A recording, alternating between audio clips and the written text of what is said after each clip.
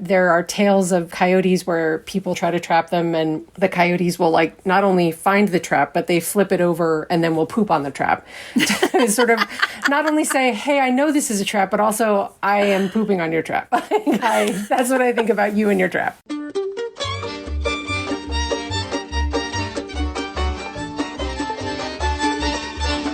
This is The Book of Life, a show about Jewish kidlit mostly.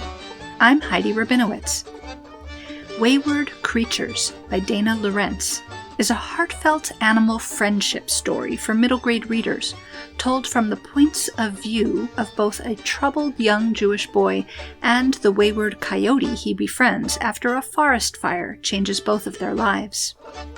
Wayward Creatures takes place in the United States of America in the state of Vermont. During Jewish American Heritage Month in May, I'll be posting a Jewish American kidlit title every day on Facebook.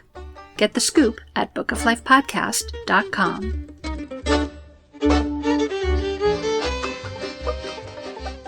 Dayna, tell us about Wayward Creatures. Wayward Creatures is a middle grade novel told from the point of view of Gabe, who is just entering 7th grade, and Rill, who is a yearling coyote, whose lives come together after Gabe, through some very bad choices, starts a forest fire and catches Rill and possibly her family in the blaze. He then gets involved in a restorative justice program, and part of his work to help repair the harm he caused is to clean up the forest, and therein their stories intertwine and move forward. Talk about your choice to make Gabe identifiably Jewish, but not too Jewish. He's a Hebrew school dropout, for example. So why was that the path you chose for him? Well, it was the path that I chose for him because it was something that I don't remember seeing when I was growing up in books. There were books about very religious Jewish characters. There was sort of a Fiddler on the Roof picture of Jews being elsewhere and in the past. And I grew up in New Jersey where there were a lot of kids who were Jewish. Not many of them were very religious.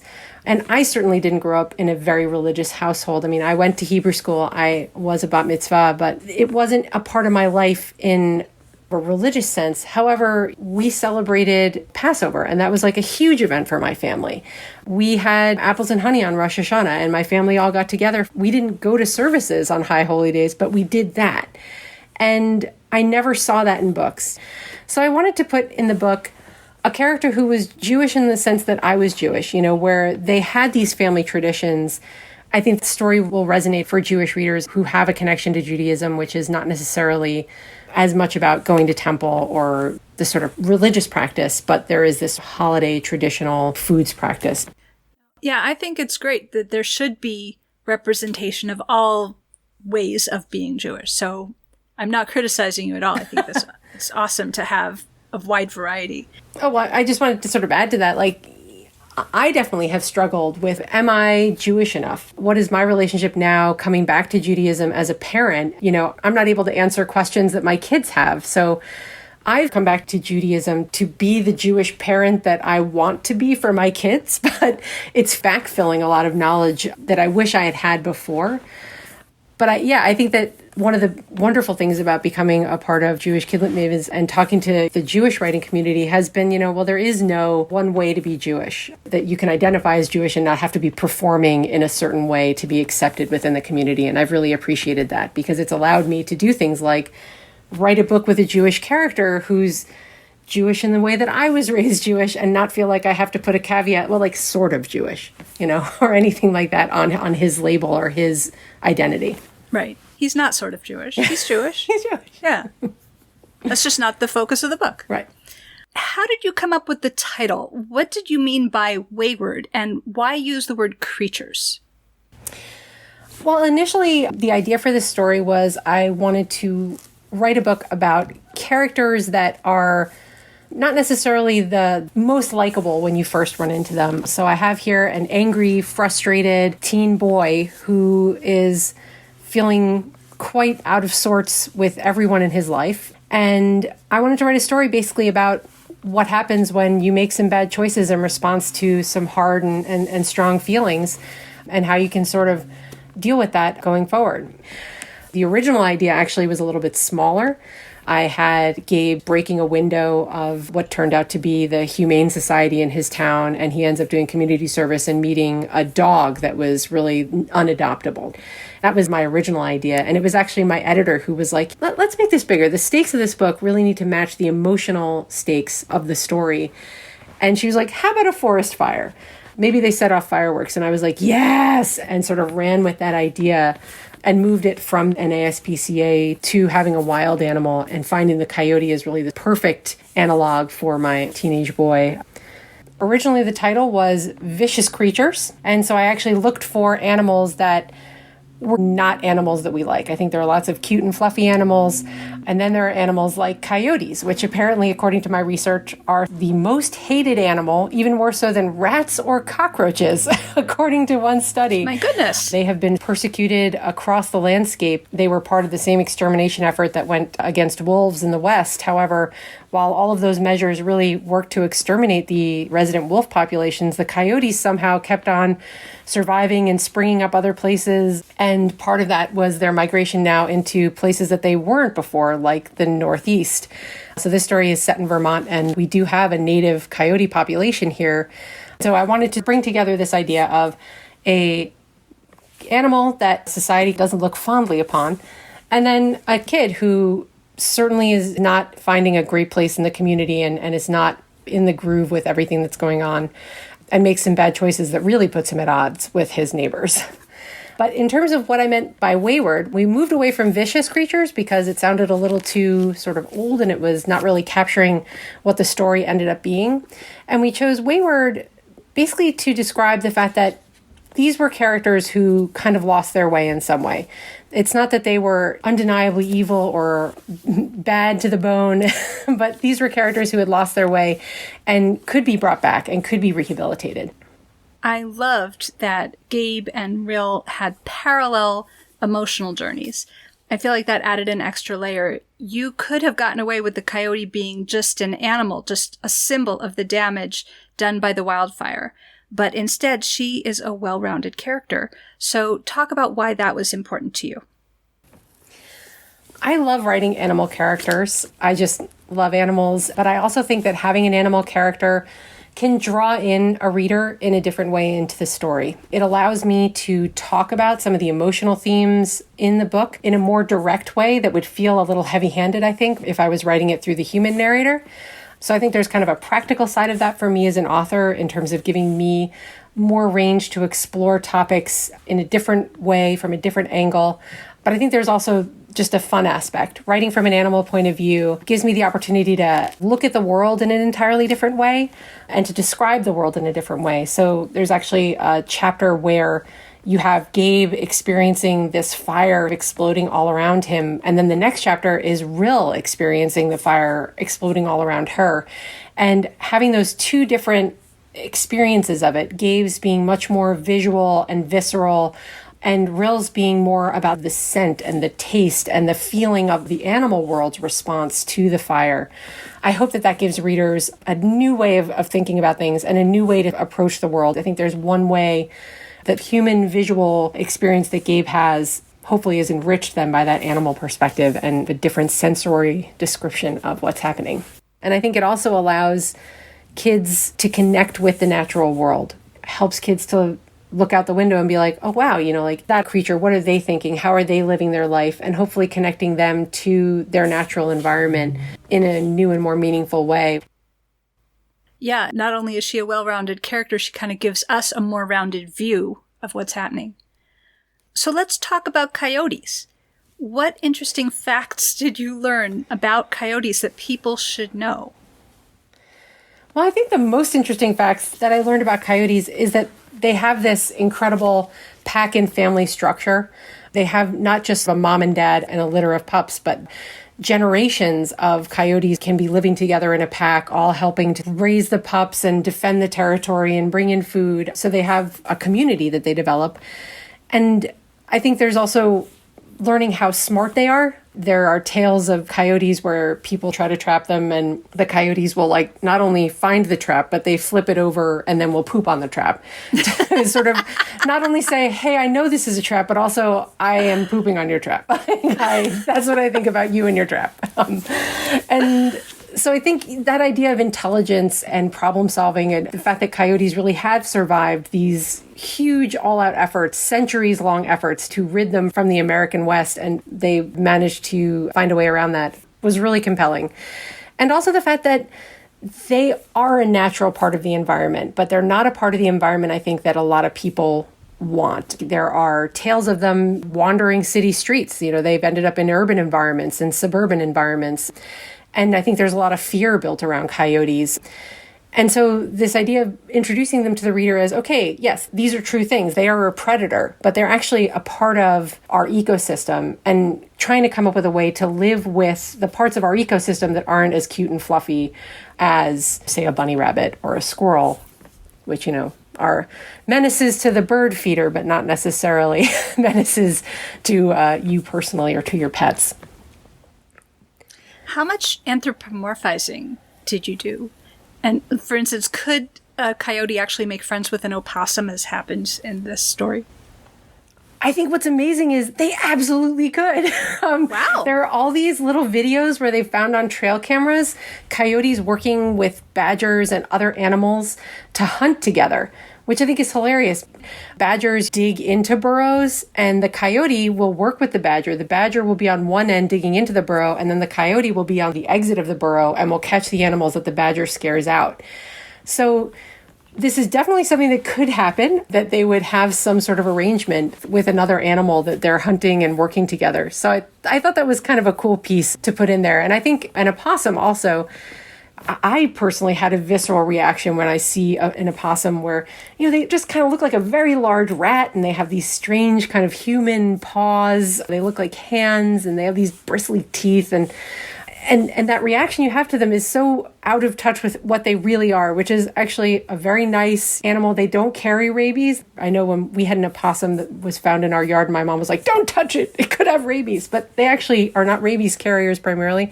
And they're one of the few animals that eats ticks. They eat like 6,000 ticks a day. So they're a huge benefit, actually, to the ecosystem. And again, so that ties into that Wayward Creatures theme of something that looks kind of like, I don't know, do I want that in my community? But it actually is a hugely helpful part, an integral part of the community. All right, cool. So Gabe learns a lot about forest fires as he deals with the consequences of what happened. And it seems like you must have learned a lot about forest fires in order to write this book. So what should we know about forest fires that we probably don't already know? I spoke with a forester, our local forester here, and in Vermont, we don't have the kind of forest fire problems that exist in other places in this country, certainly. But one thing that he told me is that forest fires, and I think this is true everywhere, are actually a natural part of the forest life cycle. He actually had said, well, if this forest fire happened, I don't know that I would clean up all of these trees, because that deadfall and those trees that are burned would all go into the soil and enrich that soil sort of life and bacteria and algae. And that would be important for regrowing the forest. I changed that a little bit. I have them clean up the forest, and partly that was an aesthetic choice. He did say that the reason why you might clean up a forest is if the neighbors were like, this is really ugly, I need you to clean this up because I don't want to look at it anymore. So that was in the background of what happens in the plot. The other piece of forest fires is that they're scary and they travel incredibly fast. You have the fire increasing in size. I forget what the statistic was, but it multiplies within a matter of seconds by size. So the experience for Gabe of watching that happen in front of him is pretty intense. And I think the other piece was just discovering that a forest fire affects not just the trees and the top layers of the forest, but it impacts the soil. You can have a fire actually in a root structure, so it looks like there's fire underground. Oh, wow. Yeah, it was incredibly interesting to research, but also very scary. I would find it very scary to be in the presence of a forest fire. Tell me about restorative justice. It seems like it is totally based on the concept of tikkun olam, repairing the world. So what is restorative justice and how does it work? I actually worked with our local community justice center to research and put exactly how it would work in terms of this plotline in the book. It basically is an alternative to traditional justice, which is really defendant focused and punishment focused. There's matters of proof, versus restorative justice being an entirely different modality, where the whole premise is that the offending party is coming forward and saying, here's what I did. And they're meeting with the victim and hearing, well, here's how it harmed me. And then together they work to come up with some way to repair that harm. And so actually, in anticipation of this interview, I looked at Jewish interpretations of the ways in which Jewish law and practice in Halakha would go with restorative justice. And it's interesting. I didn't expect there to be as many connections as there were in terms of Jewish law. I think you're right. I think in terms of the idea of tikkun olam and restoring the world, that is right in the groove of what restorative justice is doing. It's looking at problems and saying, how can we fix this together as a community? I found it very interesting that there were connections, though, to ancient Jewish legal texts, that there is this idea of restoring what has been stolen, for example, in apparently Talmudic and even in the Torah itself, in terms of like, well, if you steal something, you give back what you've stolen, or at least give them the value of what was stolen. And I think a lot of those principles carry forward from that time through to modern restorative practices. There's also a piece where the person has to come forward and make that confession and ask for forgiveness. And I think that ties into the Jewish concept of, if you've sinned against God, God can forgive you. But if you have sinned against another person, you have to go to that person and have that face-to-face connection and seeking, how can we make this right? The impression I get from reading the book is that this is a wonderful program that should be practiced everywhere. And yet it seems like most justice systems are more punitive. So is it a fairly new system, or why is it not more widespread? What context can you give us? Restorative justice as an idea is actually something that existed in ancient cultures, in non-Western cultures. It certainly existed in Native American cultures. And as we were just talking about, existed even in ancient Jewish culture. Though our criminal justice system is based on the British system of courts and lawyers and sort of an adversarial model. In America, moving things to like you're innocent until proven guilty versus you're guilty until proven innocent, which was sort of a more European model. There are aspects of the American justice system which are innovations, but that idea of being defendant-focused, that idea about proof and about punishment, those principles were carried over from that European heritage. But restorative practices are becoming more common in a lot of communities. They're certainly more common in schools now, where you have students fighting or where you have graffiti or something like that. The harm is to the community. And repairing that harm as a community is so much more powerful and meaningful than, oh, well, we're going to suspend you, It requires a shift in mindset to come over to the restorative justice place. And it was definitely part of my research process. Since I'm an attorney and I work in the criminal courts, actually here in Vermont, and the family courts, possibly that's why you don't see it more widespread, is that you need to have a community and a sense of community to have this kind of restorative justice be meaningful. Yeah, I remember when I was in college, there was that really famous book, Bowling Alone. Right. Talking about that breakdown of that feeling in communities. You can sense it in recent years, like the fracturing of the polity, that moving in this restorative justice direction could be one of those ways that we as individual communities, as a nation, could try rethinking our relationship to one another. That kind of vulnerability does require some level of trust. And so I feel like restorative justice is a way to get there, but it also requires some work to get even to that place. Well, actually, I want to talk about that work. When Gabe starts the restorative justice program and he meets with the people who were affected by his actions, he's not really taking responsibility. He shows up, but in his head, he's making all these excuses why it's not really my fault and it wasn't really such a big deal. And it takes a while for it to really sink in and for him to take ownership of it. So a lot of what's happening in the book is his coming to terms and actually admitting what happened and accepting responsibility, but also, for instance, learning anger management techniques. And he gets a lot of support from the people in the program. So is that kind of psychological support also a regular part of these programs? I included some role for the people in the Community Justice Center that they wouldn't necessarily provide in a more real-world setting. They would be connecting an offender with mental health protections, but that's not necessarily the job of the Community Justice Center. But in an efficiency of narrative move, I brought some of that into what the people at the Community Justice Center do for Gabe. And I also think it was really authentic that Gabe comes to this process kind of unwillingly. Like, he has a moment where he was like, well, here come the rotten vegetables and pitchforks. Part of this is also he feels terrible. Part of his resistance and reaction is he recognizes that he's done something huge. He can't even quite comprehend it, and he doesn't want to let himself comprehend how huge this is out of fear of that punishment dynamic. So that experience of having a community is the beginning of him realizing, okay, I don't need to be quite so defensive. I don't need to be so closed off. I can be vulnerable to this process. I can allow this process to change me. It's tikkun olam time. All right. This is your opportunity for a little bit of activism. So what action would you like to invite our listeners to take to help repair the world? I would ask that anyone listening to this podcast take a moment to look into their day or their week and find some time where they did something that they're not proud of, where they had an interaction with a friend or a colleague, a fellow student, that they really felt bad about and possibly left some bad vibes in the air, that you take a moment and think about, could I reach out to this person? Is there a way that we could work this out by trying to connect and admitting, hey, I did this kind of boneheaded thing, and seeing if there's a way that you can come together and repair that harm? Because I think that the more we can reach out to one another and try and build connections and build community, that's a positive part of our life, especially after this pandemic when we've all been so isolated.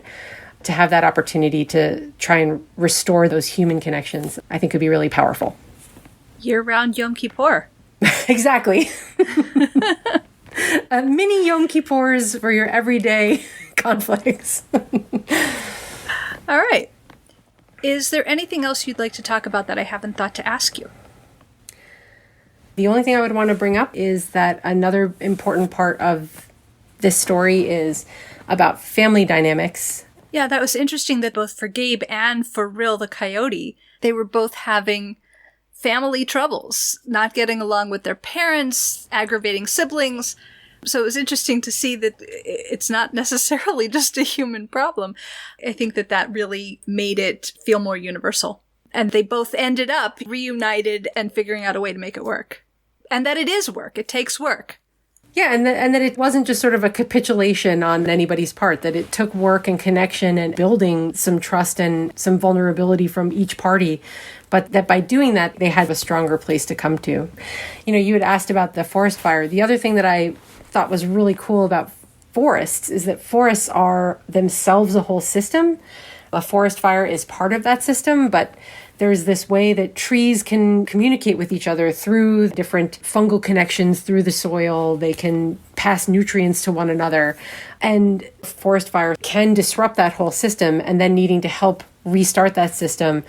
That was another metaphor that sort of lent itself into the restorative justice piece, into this family piece, into the community piece, into all of his friends' interactions, into Rill's interactions.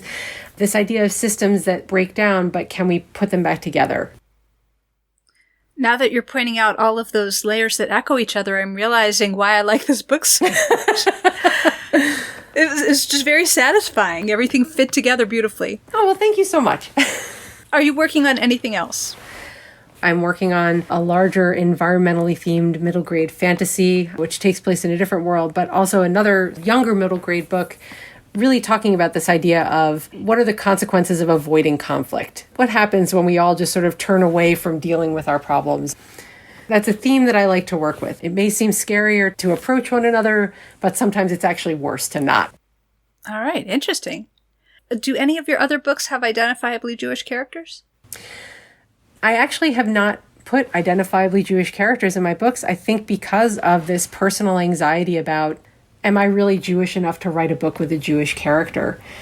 I have a manuscript that I've been working on that is much more about Judaism and much more about Jewish ethics. It has a bat mitzvah in it, but that's a draft that I've been working on for years.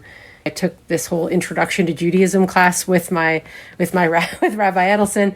I'm in a Jewish book club now, and I think I'm enriching myself in the knowledge that I'll be able to put into writing Jewish characters and meaningful Jewish books.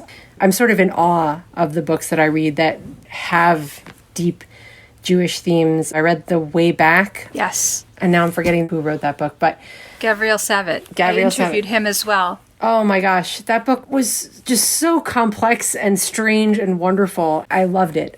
When I get to a place, I hopefully will be incorporating more of those Jewish themes into my writing and having more Jewish characters as I become more comfortable with me taking that identity on affirmatively.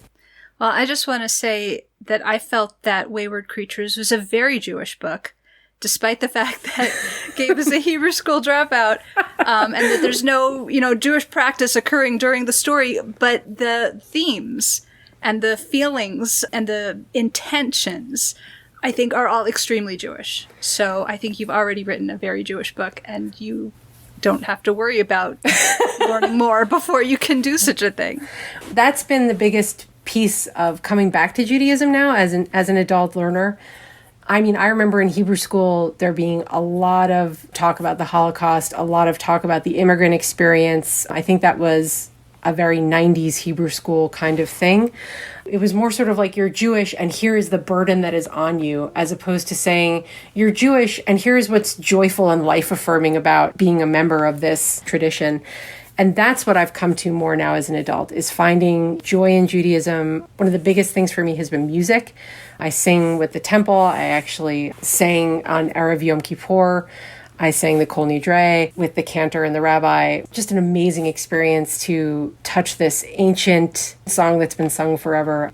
So that's been a big piece for me. And then learning about all these different things, like the importance of social justice, like the importance of tikkun olam, like the importance of B'Tselem Elohim, this idea of we're all made in the image of God. I think that's part of restorative justice as well, is seeing the human in each one of us and treat one another better, seeing that. Dayna Lorentz, thank you so much for speaking with me today. Thank you so much, Heidi, for having me on the podcast. I really appreciated getting to talk about Wayward Creatures with you. Hi, this is Deborah Caldwell-Stone, Director of the American Library Association's Office for Intellectual Freedom. I'll be joining you soon on the Book of Life podcast. And I'd like to dedicate my episode to the brave librarians of Texas who are fighting book banning and censorship every day and persevering in the face of really impossible odds.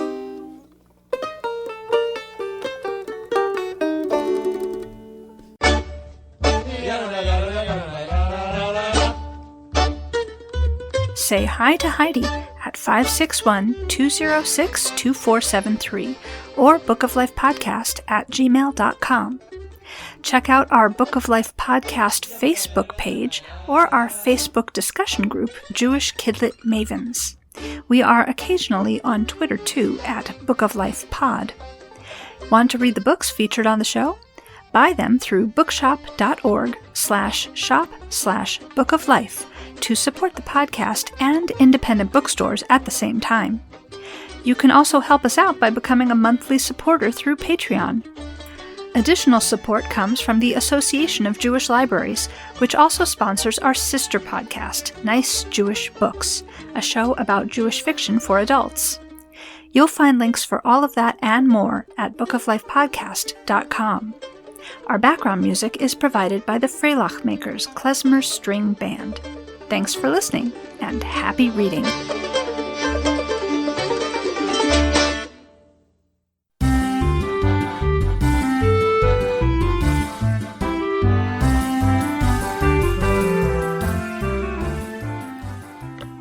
If you are a fan of smart, strong Jewish female characters who wrestle with comics, major ethical choices, and time travel, then join me as I speak with Rachel Berenbaum about her new book, Atomic Anna. I'm Cheryl Stahl. Tune in at www.jewishlibraries.org/nicejewishbooks.